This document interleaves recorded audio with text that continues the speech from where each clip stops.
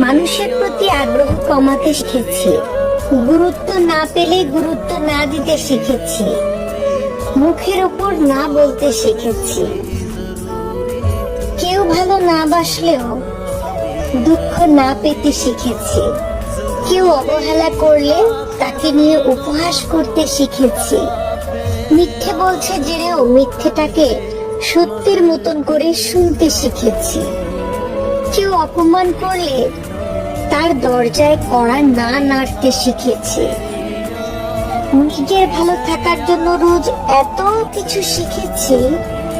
এত কিছু শেখার পর যখন কেউ অহংকারী বলে তখন তাকে পাত্তা না দিতেও শিখেছি।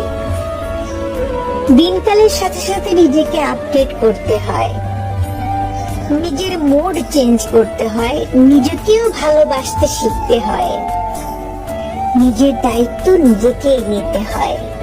কারণ দিন শেষে নিজেকে একাই স্বাবলম্বী হতে হয়। কে কি ভাবলো দেখলে চলবে না।